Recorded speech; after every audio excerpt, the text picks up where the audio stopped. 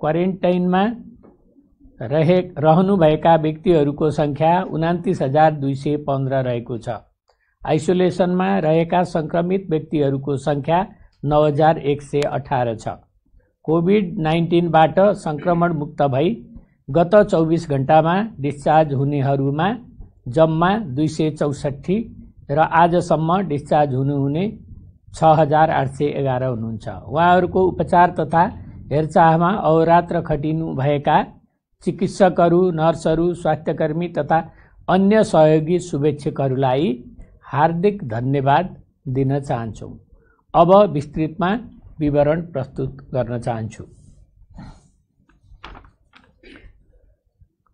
2वटा call सेन्टरबाट 741 call प्राप्त भएका छन् र हाम्रो स्वास्थ्य एप्लिकेसन डाउनलोड गर्नेको संख्या 1,56,300 छ र जम्मा इन्ट्री गरिएको संख्या 67,029 छ र आज मात्रै 107 जनाले इन्ट्री गर्नुभएको छ। रेड जोनमा पर्नेको संख्या जम्मा 519 छ र आज 1 जना हुनुहुन्छ जनकपुरबाट र हाम्रो वेबसाइट हेर्नेको संख्या पनि उल्लेख्य छ र भाइबर ग्रुपमा 3,97,623 जना जोडिनु भएको छ। प्रयोगशाला अनुसार real time polymerase chain reaction RTPCR positive केसहरूको विवरण म प्रस्तुत गर्न चाहन्छु। बीपी कोइराला स्वास्थ्य विज्ञान प्रतिष्ठान धरान प्रयोगशालामा झापाका 1 जना, सिराहा र सुनसरीका 1-1 जना हुनुहुन्छ। त्यस्तै कोशी अस्पताल विराटनगर प्रयोगशालामा झापाका 2 जना, सिराहा र खोटाङका 1-1 जना हुनुहुन्छ। प्रादेशिक जनस्वास्थ्य प्रयोगशाला विराटनगरमा झापाका 1 जना हुनुहुन्छ। गजेन्द्र नारायण सिंह अस्पताल राजविराज प्रयोगशालामा सप्तरीका 6 जना हुनुहुन्छ। नारायणी अस्पताल वीरगञ्जमा कसैको पनि पोजिटिभ आएको छैन। नारायणी जनस्वास्थ्य प्रयोगशालामा नुवाकोटका 1 जना, राष्ट्रिय जनस्वास्थ्य प्रयोगशालामा नुवाकोटका 1 जना र सर्लाहीका 6 जना हुनुहुन्छ। भरतपुर अस्पताल प्रयोगशालामा चितवनका 1 जना हुनुहुन्छ। यस्तै गरी किटजन्य रोग अनुसन्धान केन्द्र तालिम केन्द्र हेटौँडा प्रयोगशालामा नवलपरासीका 1 जना र रौतहटका 3 जना हुनुहुन्छ। यस्तै धुलीखेल अस्पताल धुलीखेलमा काभ्रेपलाञ्चोकका 3 जना, नवलपरासीका 1 जना, ओखलढुङ्गाका 3 जना र सिन्धुपाल्चोकका 1 जना हुनुहुन्छ। यस्तै गरी पाटन अस्पताल ललितपुर प्रयोगशालामा बाराका 1 जना, भक्तपुरका 10 जना, चितवनका 3 जना, दाङका 2 जना, धादिङका 1 जना, दोलखाका 2 जना, गोर्खाका 2 जना, झापाका 1 जना, कास्कीका 1 जना, काठमाडौँका 23 जना, काभ्रेपलाञ्चोकका 1 जना, खोटाङका 2 जना, ललितपुरका 20 जना, मकवानपुरका 5 जना, नवलपरासी पूर्वका 1 जना, रौतहटका 3 जना, सङ्खुवासभाका 1 जना, सप्तरीका 2 जना, सिन्धुलीका 2 जना, सिन्धुपाल्चोकका 2 जना, सिराहा र सुनसरीका 1-1 जना, ताप्लेजुङका 1 जना र अर्घाखाँचीका 1 जना हुनुहुन्छ। त्रिभुवन विश्वविद्यालय शिक्षण अस्पताल प्रयोगशालामा काठमाडौँका 1 जना र उदयपुरका 1 जना हुनुहुन्छ। प्रादेशिक जनस्वास्थ्य प्रयोगशाला प्रादेशिक क्षयरोग केन्द्र पोखरामा बागलुङका 6 जना। पोखरा स्वास्थ्य विज्ञान प्रतिष्ठान पोखरा प्रयोगशालामा कास्कीका 7 जना, लमजुङका 11 जना र गोर्खाका 5 जना हुनुहुन्छ। यसै गरी प्रादेशिक जनस्वास्थ्य प्रयोगशाला रूपन्देहीमा नवलपरासीका 3 जना, पाल्पाका 4 जना र प्युठानका 4 जना हुनुहुन्छ। यस्तै चौरजारी नगरपालिका प्रयोगशालामा जाजरकोटका 1 जना हुनुहुन्छ। कर्णाली स्वास्थ्य विज्ञान प्रतिष्ठान जुम्ला प्रयोगशालामा डडेलधुराका 5 जना र जुम्लाका 1 जना। यस्तै सेती प्रादेशिक अस्पताल प्रयोगशाला धनगढीमा कैलालीका 8 जना र आजको जम्मा संक्रमित हुनेहरूको संख्या 180 छ र आजसम्म संक्रमितहरूको हुनेहरूको जम्मा संख्या 15,964 पुगेको छ र प्रदेश अनुसार कोभिड-19 को विवरण प्रस्तुत गर्न चाहन्छु। प्रदेश 1 मा जम्मा 710 जना, त्यसमध्ये 469 जनाको डिस्चार्ज भएको छ। प्रदेश 2 मा 4184, त्यसमध्ये 2072 जना डिस्चार्ज भइसक्नु भएको छ। बागमती प्रदेशमा 639 जना, त्यसमध्ये 234 जना डिस्चार्ज भइसक्नु भएको छ। गण्डकी प्रदेशमा 1175 जना, त्यसमध्ये 295 जना डिस्चार्ज हुनुभएको छ। प्रदेश 5 मा 3984 जना मध्ये 1857 जना डिस्चार्ज हुनुभएको छ। कर्णाली प्रदेशमा 1581 मध्ये 1222 जना डिस्चार्ज हुनुभएको छ। यसै गरी सुदूरपश्चिम प्रदेशमा 3691 मध्ये 662 जना डिस्चार्ज हुनुभएको छ र जम्मा 15964 मध्ये 6811 जना स्वास्थ्य लाभ गरी डिस्चार्ज हुनुभएको छ र यो प्रतिशत 42.7 छ र आइसोलेसनमा रहनुभएका सङ्क्रमितहरू 9118, त्यो भनेको 57.1% छ। 500 भन्दा माथि उपचारमा रहेका सङ्क्रमित भएका जिल्लाहरूमा प्रदेश 2 मा 2टा जिल्ला छन्, महोत्तरी र रौतहट। प्रदेश 5 मा एउटा जिल्ला छ, पाल्पा, र सुदूरपश्चिम प्रदेशमा अछाम, कैलाली र बाजुरा छ। अब नेपाल स्वास्थ्य अनुसन्धान परिषदका सदस्य सचिव डाक्टर प्रदीप गेवालीले आफ्नो विषयवस्तु प्रस्तुत गर्नुहुनेछ। नमस्कार। आजको मेरो प्रस्तुतिकरण 2 विषयमा केन्द्रित हुनेछ। पहिलो विषय भनेको हालै NHRC मा सञ्चालन भइरहेको स्वास्थ्य जनसङ्ख्या वैज्ञानिकहरूको 6औं राष्ट्रिय शिखर सम्मेलनको बारेमा केन्द्रित हुनेछ भने दोस्रो विषयवस्तु भनेको नेपाल स्वास्थ्य अनुसन्धान परिषदले हालसम्म कोरोना लगायतका विषयवस्तुमा गरेका रिसर्चहरूको बारेमा जानकारी गराउनु रहेको छ। सर्वप्रथम health and population scientist summit 2020 को बारेमा जानकारी गराउन चाहन्छु। नेपाल स्वास्थ्य अनुसन्धान परिषदले आफ्नो स्थापनाको उपलक्ष्यमा प्रत्येक वर्ष health and population scientist summit गर्दै आइरहेको छ। उक्त शिखर सम्मेलन यही मिति 2070 साल आषाढ 22 र 23 गतेका दिन परिषदको कार्यालय भवनबाटै भर्चुअल रूपमा भइरहेको जानकारी गराउँदछु। हरेक वर्ष 10 देखि 12 अप्रिल जुन चाहिँ NHRC को स्थापना दिवस हो, त्यसमा मनाउँदै आइरहेको सम्मेलन यस वर्ष कोभिड-19 को महामारीको कारण स्थगित हुन गएको थियो। सम्मेलनको प्रमुख उद्देश्य स्वदेश तथा विदेशमा रहनुभएका स्वास्थ्य जनसङ्ख्या अनुसन्धानकर्ताहरू, नीति निर्माणकर्ताहरू र विकासका साझेदारी संस्थाहरूलाई सङ्गम गराई उहाँहरूको विज्ञताको उच्च सम्मान गर्दै तथ्यमा आधारित नीति निर्माण गर्न तथा दिन प्रतिदिन बढ्दै गएका जनस्वास्थ्यका सवालहरूको अन्तर्विषयक अनुसन्धानद्वारा सम्बोधन गर्न मार्ग निर्देश गरिरहेको छ। यस सम्मेलनका लागि जनस्वास्थ्यसँग सम्बन्धित 262 वटा अनुसन्धानका एब्स्ट्र्याक्टहरू प्राप्त भएका थिए। प्राप्त एब्स्ट्र्याक्टहरूलाई साइन्टिफिक कमिटीले तयार पारेका मापदण्ड अनुरूप कोभिड-19 लगायत अन्य विभिन्न विधाहरू जस्तै स्वास्थ्य क्षमता र विकास, नसर्ने रोगहरू, मातृ शिशु स्वास्थ्य, किशोर किशोरी स्वास्थ्य, मानसिक स्वास्थ्य, सरुवा रोग, जैविक बायोमेडिकल स्वास्थ्य र स्वास्थ्य सूचना, त्यस्तै स्वास्थ्य प्रणाली, हेल्थ इकोनोमिक्स तथा फाइनेन्सिङ र स्वास्थ्य सम्वर्धन, प्रविधि र आवश्यक मेडिकल उत्पादन जस्ता विषयवस्तुहरूमा जम्मा 86 वटा एब्स्ट्र्याक्टहरू छनौट भएका थिए। ती मध्येबाट 32 वटाको मौखिक प्रस्तुतिकरण ओरल प्रेजेन्टेसन तथा 54 वटाको पोस्टर प्रेजेन्टेसन हुनेछ।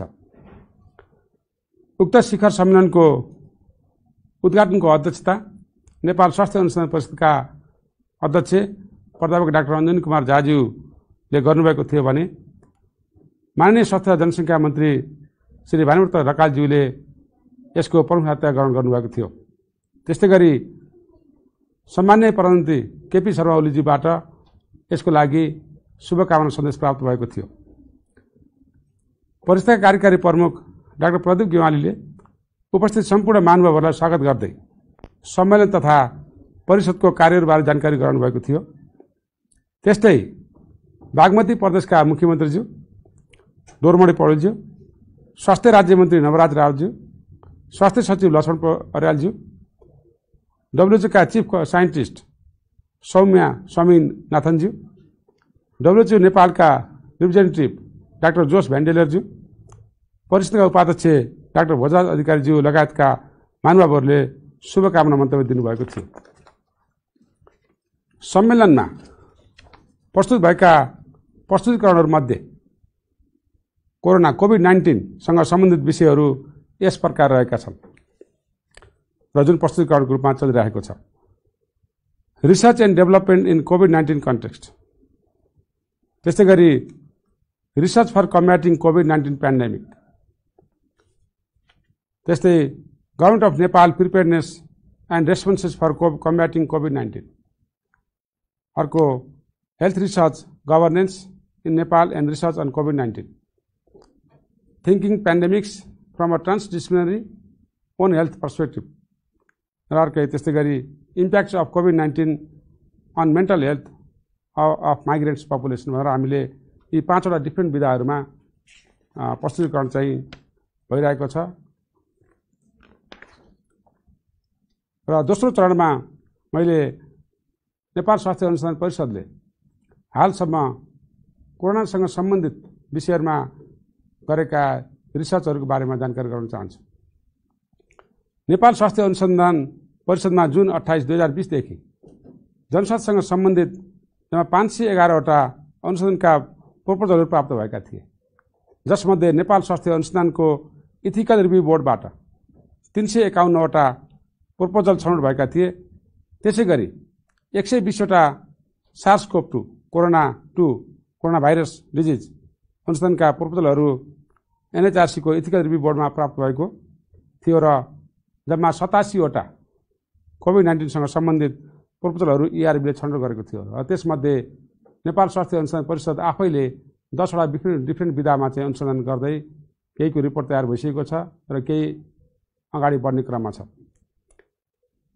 र हालसम्म अनुसन्धान परिषदको इथिकल रिभ्यू बोर्डमा NHRC ले आफै गरेका रिसर्च लगायत अन्य व्यक्ति संस्थाले गरेका रिसर्चहरूका विभिन्न विधाहरूमा प्रदर्शन गर्न चाहन्छु र ती प्रपोजल फाइनल भएर रिसर्च केही रिपोर्ट आइसकेको छ, कुनै आउने क्रममा छन्। त्यसमध्ये अप्थाल्मिक हेल्थ केयर पर्सनल जुन आँखासँग सम्बन्धित चाहिँ काम गर्ने डाक्टर लगायतका स्वास्थ्य कर्मीहरूको नलेज एटिच्युड र प्र्याक्टिस सम्बन्धी एउटा रिसर्चको हेडिङ चलिरहेको छ। त्यस्तै फ्रन्टलाइन डक्टर्स एन्ड नर्सेस, कोरोनासँग सम्बन्धित अगाडि बढेका फ्रन्टलाइन डाक्टर नर्सहरूको कतिको रेडी छ काममा भन्ने सम्बन्धी विषयमा भइरहेको छ। त्यस्तै preparedness on and readiness of government of Nepal design कोभिड-19 क्लिनिक एन्ड हस्पिटल्स, मतलब नेपाल सरकारले स्थापना गरेका कोरोनासँग सम्बन्धित विभिन्न 93वटा क्लिनिक र 31वटा विभिन्न अस्पतालहरूमा कोरोनाको कस्तो खालको प्रिपेयरनेस चलेको छ, यसको स्ट्याटस कस्तो छ भन्ने बारेमा यो अनुसन्धान परिषदले आफै गरेको रिसर्च थियो र यो चाहिँ रिजल्ट पनि आइसकेको छ। त्यस्तै हेल्थ वर्कर जो काम गरिरहनु भएको छ उहाँहरूको मेन्टल हेल्थको अवस्था कस्तो छ, उहाँहरू कतिको चाहिँ तयारी हुनुहुन्छ, उहाँलाई साइकोलोजिकल कस्तो असर परेको छ भन्ने बारेमा पनि रिसर्च NHRC आफैले पनि गरेको थियो, अरू व्यक्तिले पनि गरिरहनु भएको छ। त्यस्तै frontline health care workers knowledge perception and willingness to work, मतलब फ्रन्टलाइनमा काम गरेका हेल्थ केयर वर्करहरूको आफ्नो चाहिँ पर्सेप्सन कस्तो छ, काममा कस्तो खालको चाहिँ जागरुकता छ भन्ने बारेमा पनि रिसर्च भइरहेको छ। र त्यस्तै गरी क्वारेन्टाइनमा बसेका जुन व्यक्तिहरू हुनुहुन्छ उहाँहरूको मेन्टल अवस्था कस्तो छ, साइकोलोजिकल अवस्था कस्तो छ भन्ने बारेमा पनि रिसर्च भइरहेको छ।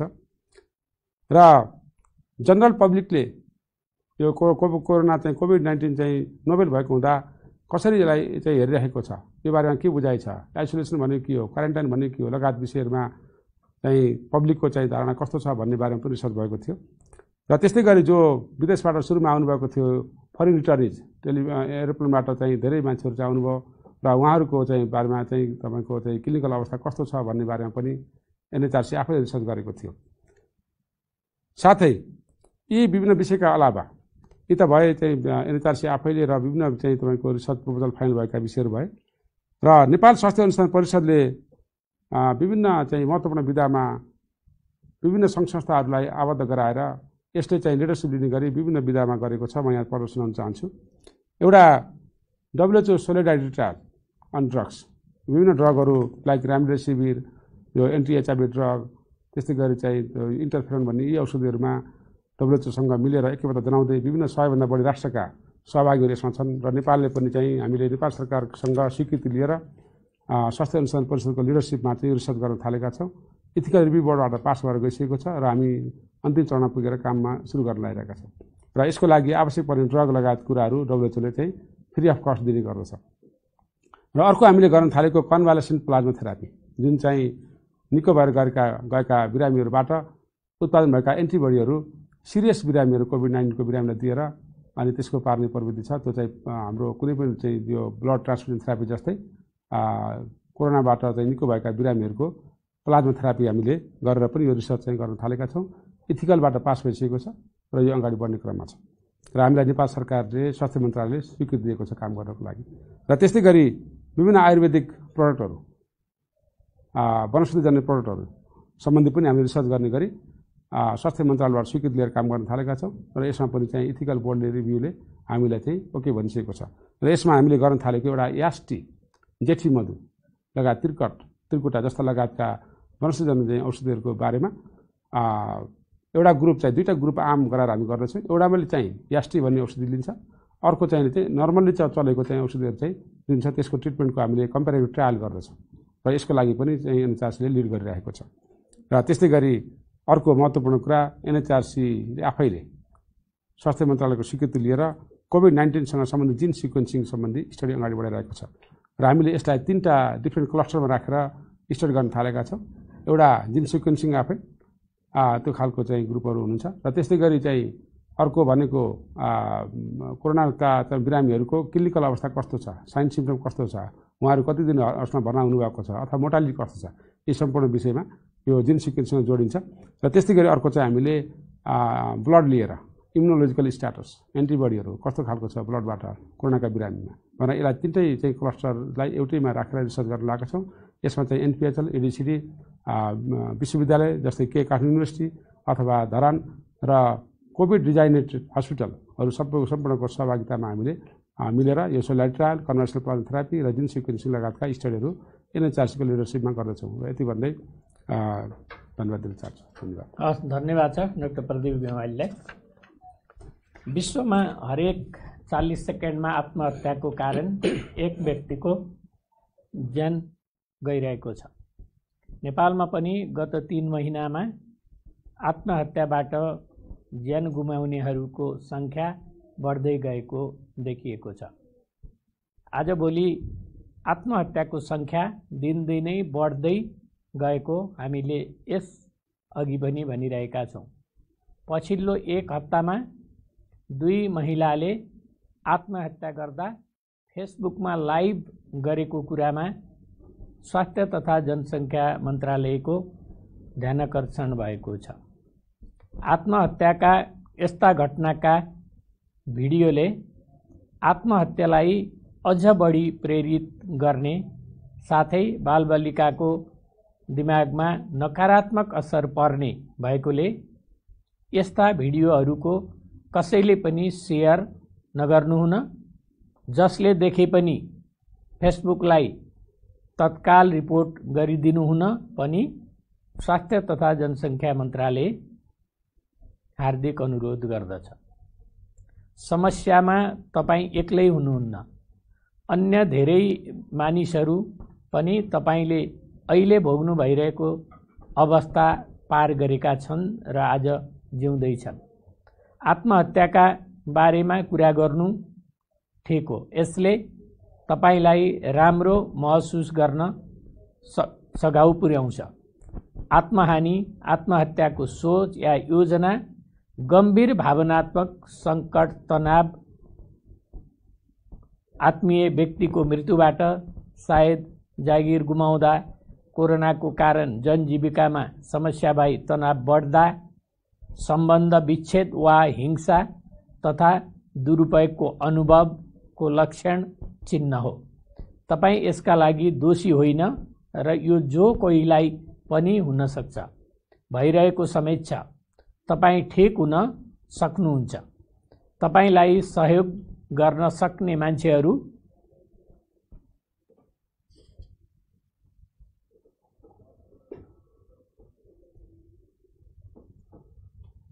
मान्छेहरू पनि हुन सक्छन्। तपाईँ यसका लागि दोषी होइन र जो कोहीलाई हुन सक्छ, भइरहेको समय छ। तपाईँ ठिक हुन सक्नुहुन्छ। तपाईँलाई सहयोग गर्न सक्ने मान्छेहरू छन्। तपाईँ हामीले मिलेर नै समस्याको समाधान गर्ने हो। परिवारको विश्वासिलो सदस्य, साथी वा सहकर्मीसँग आफूले महसुस गरेको कुरा भन्नुहोस्, सल्लाह गर्नुहोस्। यसबाट तपाईँ यो समस्याबाट मुक्ति पाउन सक्नुहुन्छ।